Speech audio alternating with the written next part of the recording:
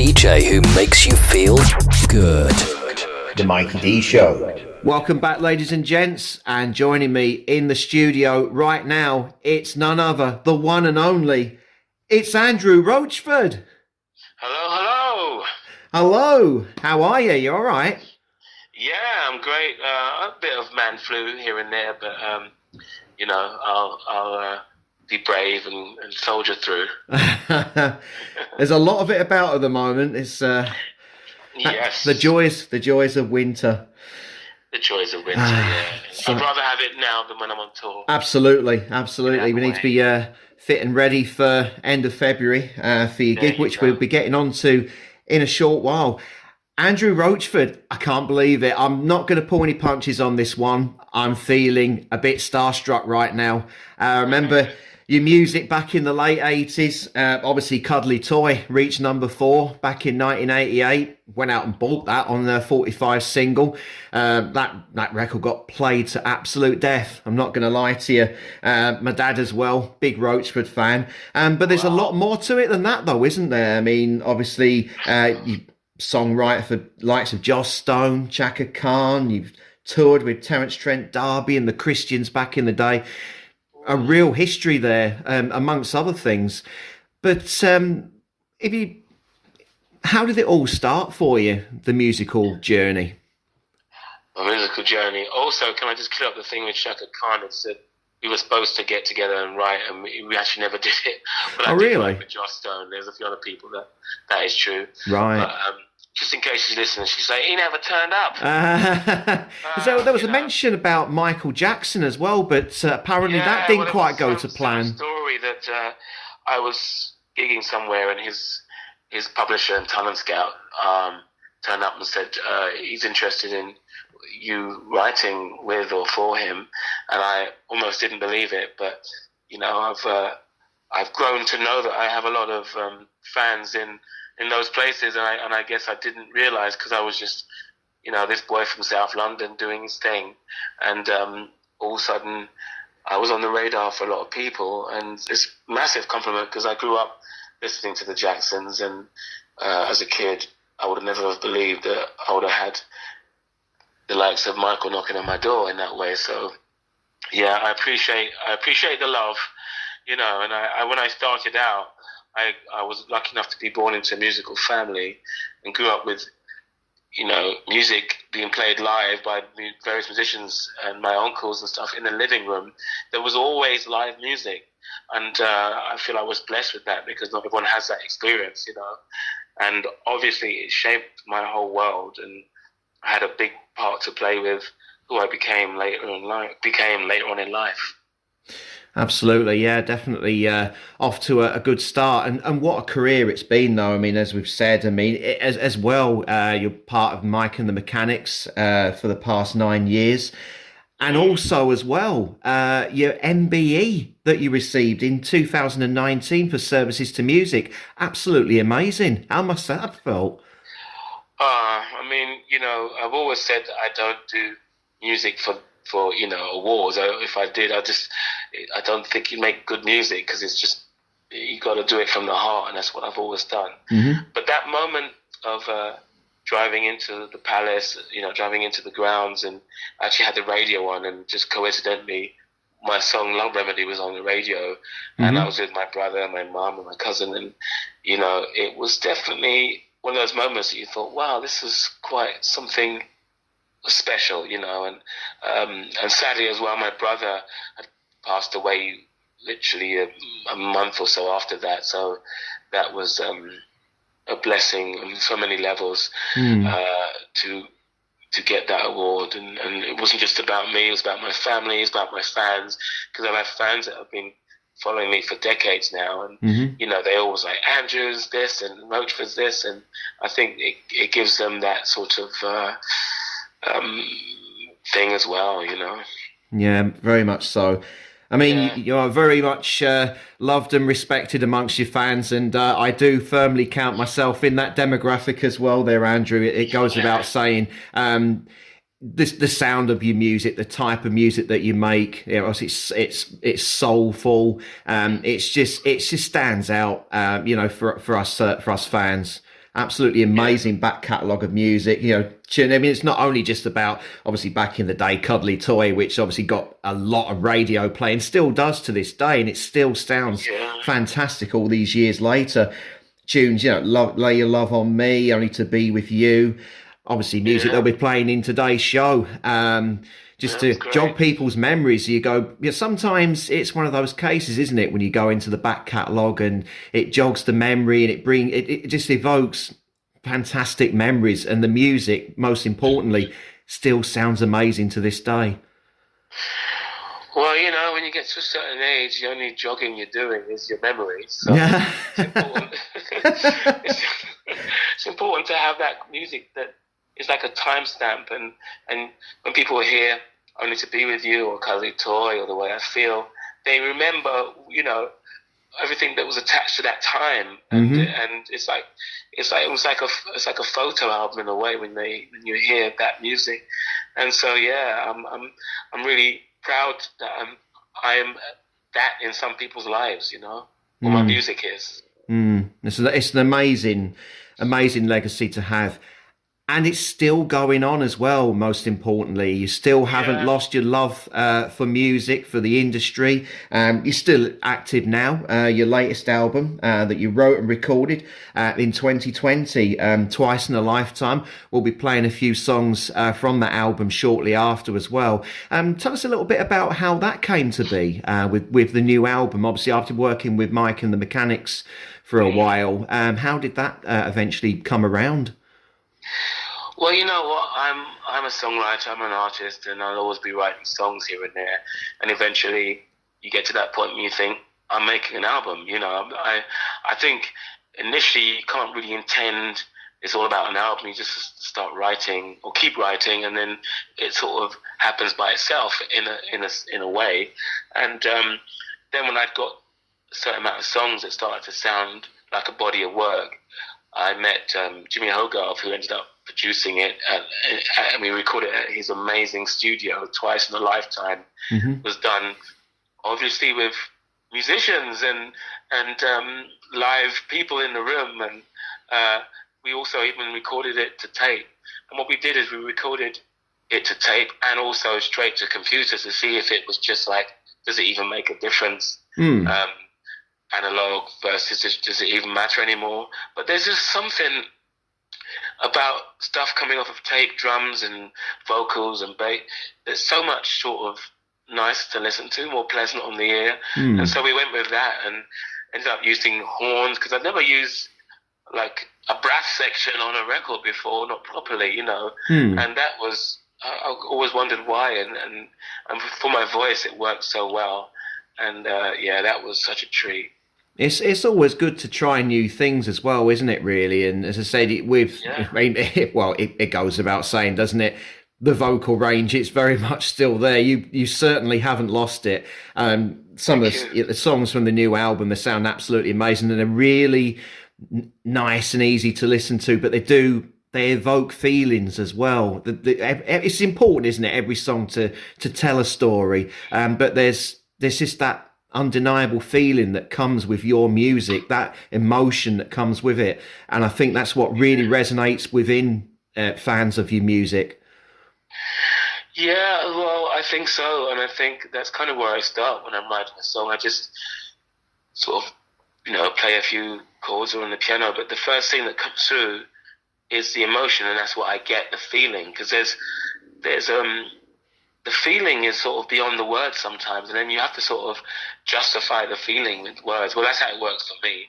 Some people naturally start with words, but I start with that feeling and the melody that you kind of go, wow, this is really evoking something in me, and then stuff comes out of your subconscious and it becomes a song. And so I think because it starts that way with me with the music, that's what it evokes in the people listening to it, is that feeling.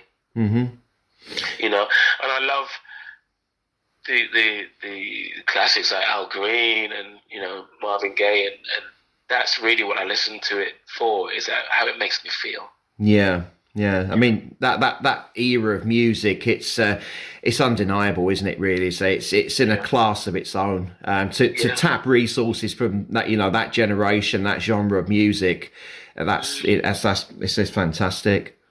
Don't get me wrong, I obviously love the music that's coming through now, the new artists, the Sam Smiths, the Lewis Capaldis, and all that stuff is amazing in itself. But what would it have been without that as a base, a starting place? And absolutely. And it's amazing that still an artist who's in their 20s can still call Stevie Wonder one of their favorites. I mean, what does that tell you about Stevie and that kind of music? Oh, absolutely. I actually stumbled across a video last night on YouTube. Actually, it was a video that had gone out on French TV, and then it was you sat in between Terence Trent D'Arby and Stevie Wonder, and I didn't even know this video was in existence. And I was watching, I was absolutely like, how must you have felt sat in between those two there? I mean, sat next to Stevie Wonder. I mean, I know this word gets used a lot, but what an iconic character, though. Yeah, I can never get used too much. I mean, that was the ultimate soul sandwich, really. Yeah. Yeah, that was a moment. And, again, growing up as a kid, and if you told me that one day you'd be, doing an interview with Stevie Wonder, and actually there's more to that show, because at the end, Stevie Wonder does Superstition and invites me and Terence on to sing with him, and that was one of the scariest moments of my life, because I hold Stevie Wonder in such high, regard. I mean, he taught me so much about music, and there he is, and there I am, and that was quite incredible moment. That's certainly something. As I said, I just stumbled across it on YouTube last night, and I thought, I've never even seen this before. Where has this even come from? When you plunge in the dark depths of YouTube, trying to find some research material, and obviously backing up the points and things like that, and stumbling across that, and wow, what a moment for you! Well, it was a moment, and if I can remember rightly, I think we were kind of sharing a dressing room, and I didn't have to worry about my modesty, because Stevie's actually blind, but just meeting him, his sister was there. It was such a sort of a real moment, but then surreal at the same time, because it was real, because this is a guy that's, is a great musician, is introducing you to his family, and you're kind of going, yeah, but you are Stevie Wonder, This is not quite normal. And then he was in his sound check, he just started playing all of these songs that I loved growing up with, and from Talking Book and Songs in the Key of Life. He was just playing them. There was only a few of us sitting in the room, and he was just playing it with his band, and he was going, anything else you want to hear? And I was thinking, I can't believe this is happening, but it's happening. Amazing, absolutely amazing. I mean, there was one part in the interview when he started singing a little bit of Sign Your Name. Yeah. I mean, him and Terence, because of Terence is actually American and spent time in Los Angeles, and they became became acquainted, and you got Stevie Wonder singing your song. It's just like, please, it doesn't get better than that. Oh, absolutely. That doesn't get absolutely mind blowing. Absolutely, yeah. What would the world be? What would the music world be without having that Stevie Wonder pass through it? I mean, I never underestimate how lucky I am to have been lived in a time and an era that he existed, and he's still there doing it. It's crazy. No, that's a good point, actually. I think that we've lived in a very good generation so far, where we've been able to pull in many different aspects of generations of music, and even as you've said, obviously you mentioned Lewis Capaldi's modern music now, that it's still an ongoing journey, isn't it, that you can still pull in influences, and you can still learn things, and also that they can also tap from things from the past as well and bring that into their music, so the journey is still continuing. It's an amazing thing, so it never really ends, does it? It's just evolution, really, I guess, isn't it? Well, yeah, it's always sort of feeding itself. I mean, I can still, I still every now and again sit down on the piano and I'll play a bit of Moonlight Sonata, which is Beethoven, and go, oh my God, there's so much to learn from this. And how long ago was that? written and conceived, and it's crazy that it's still having an effect on musicians and young musicians today. That's classical music, so we take that for granted. But also Stevie Wonder, in its own way, his stuff is classical and classic, and it does the same thing for up and coming musicians today as well. Absolutely. And I think it goes without saying, really, I think it's pretty safe to assume that long after we're all gone and Stevie Wonder's left this world, that his music will still live on for a very, very long time. Yeah, of course. It becomes part of the landscape. Absolutely. Absolutely. So, I mean, now... well, I'm really excited about this because I'm actually coming to see you at the end of the month on February 24th at the Picturedrome Huddersfield. Really excited about that, to actually get to see you live as well. That'll be an amazing gig. Sorry?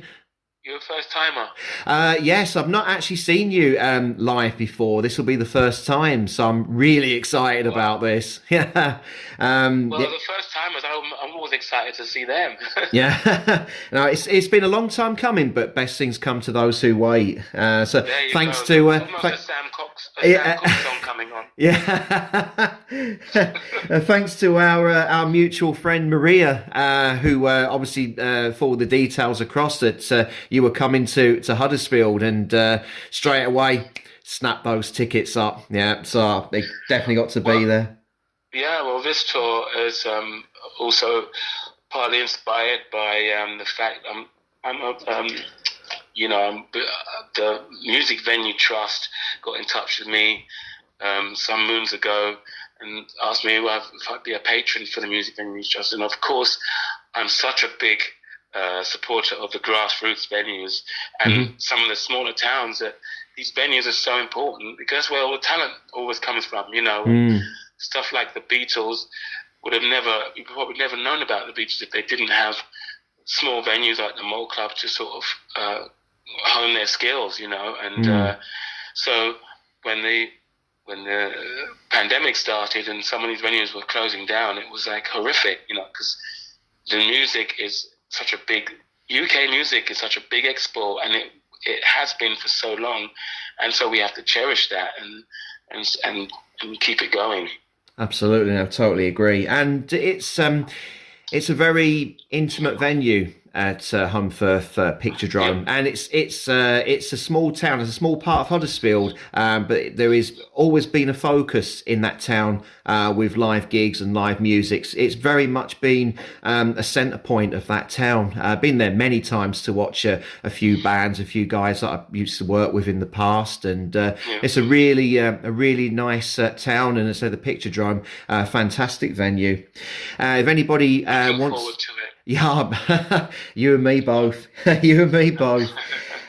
Obviously, if you want to get some tickets for Andrew Roachford's gig, you can get those online, picturedrome.net, or also more information on Roachford's website, roachford.co.uk, and you can also follow him on Facebook on Roachford Music.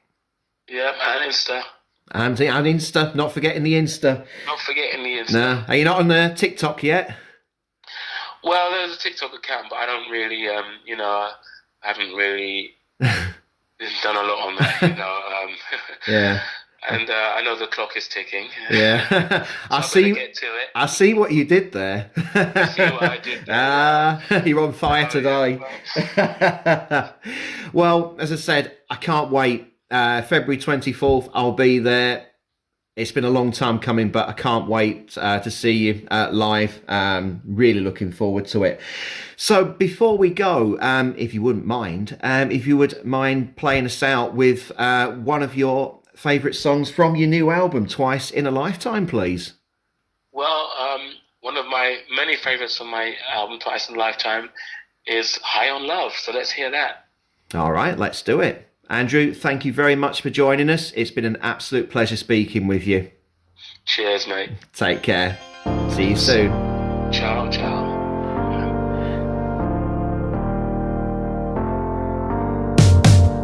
I've been drowning in a world of madness.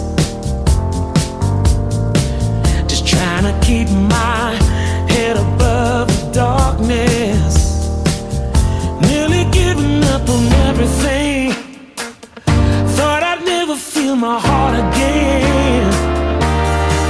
Then you turned on the light, can't turn it off. All fired up, high on your love. This time it's right, can't get enough. All fired up, high on your love. And I've been waiting for this feeling, nothing better. Now we're high on love. You're the magic that was missing, nothing better. Now we're high on love.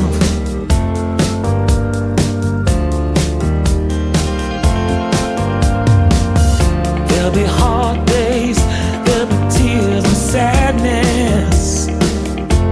Oh yeah, whatever stands in our way, I know we'll get around it.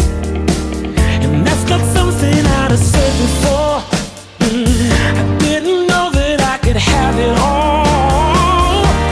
Oh, 'cause you turned on the light, can't turn it off. All fired up, high on your love. This time it's right, can't get enough. All fired up, high on your love. And I've been waiting for this feeling, nothing better. Now we're high on love. You're the magic that was missing, nothing better. Now we're high on love. All fired up, I'm feeling all fired. All fired up, I'm feeling all fired. Yeah, yeah, yeah. Don't you know that you turned on the light?